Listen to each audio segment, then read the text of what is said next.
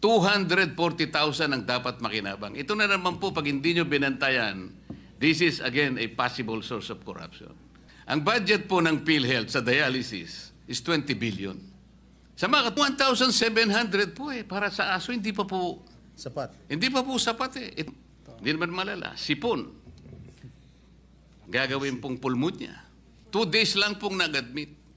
Gagawin pong 7 days. Kung bakit nawawaldas. Ginawa pong milking cow ang PhilHealth. Nung katakot-takot na corruption po sa PhilHealth.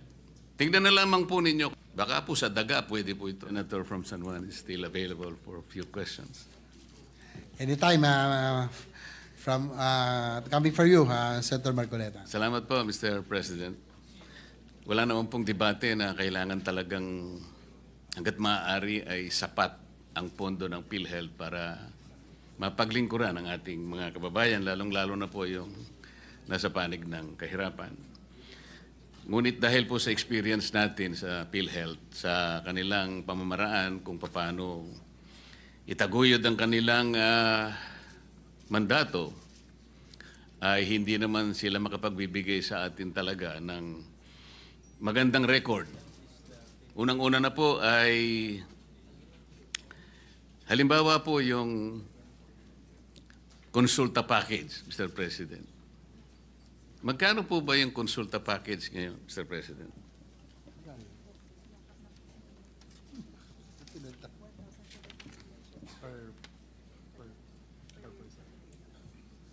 Mr. President, itong konsulta package, yung maganda tinanong nyo, pinalitan na po nila yung pangalan, naging Yakap Caravan na.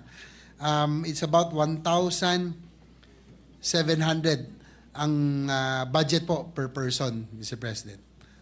Magkano po, Mr. President? 1,700 pesos. Yan po yata sa konsulta package, Mr. President. Kasama pa po yata yung serbisyo ng doktor, tama po? Yes, Mr. President, kasama po yung serbisyo ng doktor, basic check-ups, no? Lab test, and yung pinaka-basic po na Kasama po yung check-ups. laboratorio, Mr. President. Dapat po, kasama po, Mr. Sa President. palagay po ninyo, magkano po? 1,700 Sa 1,700 po ba, Mr. President, kasama na po yung serbisyo ng doktor, laboratorio. Magkano kaya ang matitira po para kahit sa simpleng, halimbawa, simpleng sakit na lang. Na-estimate po ba ninyo, Mr. President, na talaga namang hindi na realistic naman yung 1,700. Siguro po nung 1950 siguro, baka sakaling mataas pa po ang mataas pa po ang halaga ng piso noon. 1950 siguro, ang palitan ng dolyar siguro, baka mas mataas pa yung, baka isa 5 centimos natin noon $1 ng Amerikano, Mr. President. Hindi ko po alam. Kasi si Senador Jinggoy po, napanganak na ng 1950s. Ako po, 60s po ako Ano po, realistic po yung 1,700 na konsulta package, Mr. President? Ito bang 1,700, does that include the professional fee of the Yes, doctors? Mr. President. Kasama yung laboratorio. Ano pa po Is it a kaya ang standard mabibili? rate of all the doctors? Is it a Yes, standard Mr. fee? President. Kaya po, okay lang po yung masapatan po talaga. How did they derive on that figure? Baka masasagot po ng inyong butihing kapatid, Mr. President. Yes, Mr. President, sa totoo lang po na medyo, kung titignan nyo, 1,700 for the basic check-ups and lab test, including doctors, para pong ulo pa. Pero tinaas na po natin ito tinaas na po ito na, nung una po ay 1,200. So ngayon po ay 1,700. Pero sana nga po ay inaano natin ng PhilHealth na aside from the case rates at iba pa, na magtaas po sila para naman maging mas maging katotohanan. Tama po kayo. I agree with you na hindi na ho realistic. Pero kahit pa paano, this is the budget that was given to all Do you have any breakdown of it? Kasi ang laboratory test, pagka CBC, yung complete blood count, lagpas 1,000 na po yan. Kung kumpleto talaga yung gusto niyo malaman sa inyong sa resulta sa blood test. Tapos may doctor's fee pa. I don't think that is sufficient enough. In 1,700 is sufficient enough. Yun Well, nga po that's ang my aking take. tinatanong, Mr. President, kung sino po ang kumuwenta nito. Kung ang kumuwenta po nito ay taga dito sa ating bansa o baka naman po sa ibang bansa po na ibang klaseng salapi ang kanilang ginamit. Kaya nakakapagtaka po, pag pinag-uusapan po natin ng isang napakamahalagang pasilidad na talagang magiging sandigan po ng ating mga kababayan sa panahon ng kanilang karamdaman. Pero kung 1,700 po, alam po nyo, yung aking pong bunsong anak, meron pong isang simpleng alaga na aso. Alam po ba ninyo kung magkano po ang nagagastan niya yung parang paliguan? Kasi po may shampoo pa po yata ang importante na yung meron tagagupit po ng kanyang pati kuko po ginugupit at nagkaroon po ng Grooming. yung 1,700 po para sa aso hindi pa po Sapat. sapat eh. Ito pinag-uusapan po natin, Mr. President, Your Honor. Tao po mga tao po ito eh. Kaya po hindi po magiging maganda kahit na po pag-usapan natin ang napakagandang pinaka-noblest na objective po ng PhilHealth. Kapag ka itong ganitong klaseng mga pamamaraan ay hindi po nila talaga babalikatin, para lang po tayong nagpapatintero dito, Mr. President. Tingnan po ninyo, Mr. President. Based on PhilHealth's latest data, while 102 million Filipinos have registered with PhilHealth, only 27.8 million or 24% are enrolled with Consulta. So, naka-enroll po sa Consulta. Ilan percent po? 24% lang po ang naka-enroll out of 102 million registrants. Kahit na po naka-register, kung 1,700 lamang po ang package, baka po sa daga pwede po ito, Mr. President. Hindi, gusto ko lang po malaman kung kanino po galing yung 1,700 pesos per package. Kung PhilHealth ba? Sino ba? Where Kaya did po that nung figure tinanong ko po, Mr. come from? President, ang sagot po ay 1,700, sinagot po ng ating... Yeah. Where did that figure come from? Siguro Yes, Mr. President, actually nagpapasalamat ako kay Senator Marcoleta for pointing this out. Talagang talagang kung titingnan niyo parang kulang talaga, no? Realistically. Pero yun nga po ang nilalaban ho natin sa PhilHealth ngayon. Hopefully with this new administration under Dr. Mercado na maiba naman ang magiging direksyon ng PhilHealth. Dati po kasi nung panahon ni Manuel Ledesma, parang yung pagtrato niya sa PhilHealth para pong ginawang private corporation na alam niyo naman ho, Mr. President, sa insurance, ang ugali ng private insurance, kung makakatakas sa liabilities yung mga dapat nilang bayarin, doon po sila kumikita. At the end of the year, pinagmamalaki nila yung kanilang savings and kanilang kinita, no? Pero in the case of PhilHealth, dapat po, dahil po yung government agency, and this is the only agency that is tasked to implement universal healthcare, dapat po talaga ay inuubos ito sa ating mga pasyente, sa ating mga kababayan. Hopefully, Mr. President, with the new PhilHealth head who committed to adjust yung pong kanilang case rates, and they committed also to increase the participation of PhilHealth in every hospital billing, siguro dapat maitaas na rin po natin. And sana na po, maitaas na rin po natin ito pong iba pang mga bagay tulad ng pong itong sa konsulta package, no, na yung 1,700. If we can only increase all of this, hopefully ano na nila, maiayos na po nila.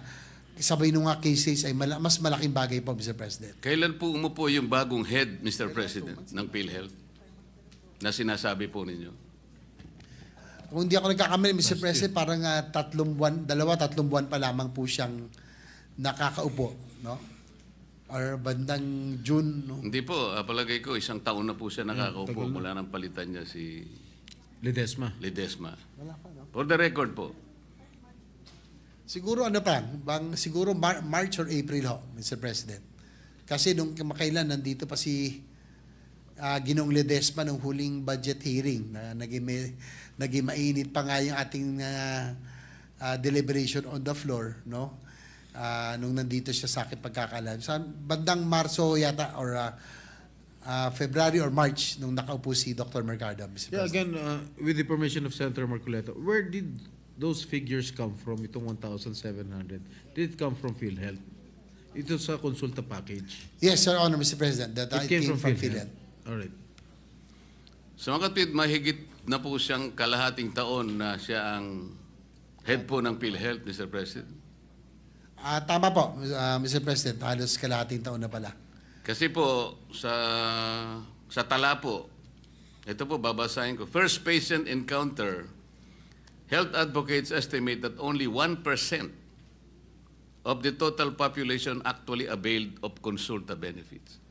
1% pa lamang po, Mr. President, ang nakabenepisyo na po sa, ewan ko po kung paano na benefit sa 1,700. Pero 1% lang po, Mr. President. So kung 1%, ilan po yung pasyente na yun?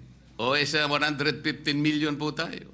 100,000 lang po siguro ang na-benefit. O baka hindi, mahina po tayo No, out sa of the kwenta. 100 million, you mentioned earlier, 24% lang yung nag-avail ng consulta package. 100,000. Ganun po. Ganun po ang kaawa-awang kalagayan ng PhilHealth. Tayo pong lahat gustong sumuporta eh. Kung kinakailangan pong lahat na po ng kayamanan ng Pilipinas, ibigay na po natin sa PhilHealth. Ngunit kailangan po namang ito ay talagang ayusin para sa ganun yung perang ibibigay at pagtitiwala sa kanila, mapakinabangan po ng nangangailangan. Yun lang naman po yung pakiusap. Halimbawa, isa pa po, Mr. President, katakot-takot na corruption po sa PhilHealth. Tingnan na lamang po ninyo kung bakit nawawaldas. Ginawa pong milking cow ang PhilHealth nung kami po ay inimbestiga namin yan. Lahat po, hindi ko naman po nilalahat ang mga healthcare institutions. Ngunit sa dami po ng bilang na talagang dinisiplinahan ng PhilHealth, halos lahat po. Kunwari po, na-admit ang isang pasyente. 2 days lang pong nag-admit. Gagawin pong 7 days o kaya 10 days. Para sa ganun po ay singilin sa PhilHealth at paghahati-hatian po yung kanilang nakulimbat. Minsan naman po ang sakit ay hindi naman malala, sipon. Gagawin pong pulmonya. Isip-isipin po ninyo yung gagawin nila. Ito pa po yung panghuli, para naman po natapos na po ako. Magkano po ba yung ano yung tawag doon? Thermodialysis, Mr. President Juro. Magkano po ba yung nagagastos natin sa isang sesyon ng Magkano per 3,000? hemodialysis? Magkano? Mga 3,000. Mga 3,000. 63 na yun?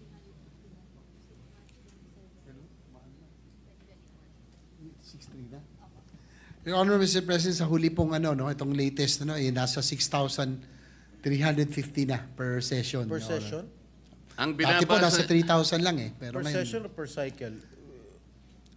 per session? Per session, Your Honor, Mr. President. So one day? 6,000? 6,350. So how can the... kaya ko po afford that? tinatanong, Mr. President, may palagay po ako ng pinagbasihan po ninyo ng inyong sagot, Mr. President, Your Honor, ay itong nakuha ko pong post dito sa social media. Ito babasahin ko lang po sapagkat nakuha ko lang po. Marcos Legacy. Dialysis, sagot na ni PBBM sa pamamagitan ng PhilHealth. Lahat tayo ay miyembro at kabahagi nito. Ngayon po, sabi niya, second post, BBM Youth Movement, libre na ang dialysis. sa halagang 6,350 bawat hemodialysis session, sagot ng PhilHealth hanggang 156 sessions sa buong taon. Ang tanong ko po, sino na naman po ang kumuwenta noong 6,350? Kasi po kanina, yung konsulta, nagtataka na rin po ang ating presiding officer kung sino ang kumuwenta ng 1,700. Saan po kinuha yung 6,350? Your Honor, Mr. President, dapat po sana under the UAC law, meron po tayo tinatawag na HTAC, no, yung Health Technology Assessment Council, na ito po ay mga panel of experts, no, mga spesyalista, na sila po dapat nagde-determine kung ano po yung mga anything technical, sila po dapat ang tinatanong. So siguro yan ang dapat natin malaman din kung sakaling magkaroon ng budget hearings o anumang hearings na nandito po ang PhilHealth, kung paano ho nila nakuha yung pong amount na 6,350 per session. Dahil ang pagkakaalam ko kamakailan, dati ay nasa 4,000 pesos lamang per session. So, nagulat din ako na medyo tumaas na ng 6,350 from about 4,000 pesos. Your Honor. Mr. If I President, if kasi I may, po- dun sa 6,000 pesos, is that a government-owned hospital or private? 6,000. Any po, Mr. President, it's a government hospital or any private hospital as long as it's PhilHealth accredited, Your Honor. Hindi, kasi I just called up my brother who is undergoing dialysis. Tinanong ko lang kung magkano yung per session. Ang sinabi niya 10,000. Well, it's in a private hospital. Ako naman po, Mr. President, nagtanong-tanong po ako, ang nakukuha ko 500 to 600 pesos. Kasi per session. per session po. Kasi kung 156 sessions per year, yung 6,350, halos 1,000,000 po yun sa isang taon. Ang budget po ng PhilHealth sa dialysis is 20 billion. Sa mga katwid, kung ito po ang batayan na halaga, 6,350, 20,000 patients lang po ang kakasa sa 20 billion. Magkano po ba ang isang dialysis machine, Mr. President?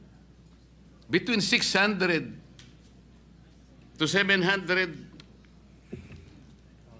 600 to 800 pesos.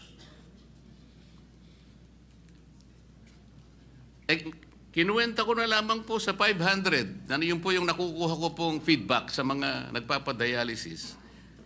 Hindi po dapat 20,000 ang magiginabang. Tinaas na naman po nila. At the very least, Mr. President, 240,000 ang dapat makinabang. Ito na naman po, pag hindi nyo binantayan, this is again a possible source of corruption. Maraming salamat po, Mr. President. Thank you, Senator Marcoleta, for enlightening us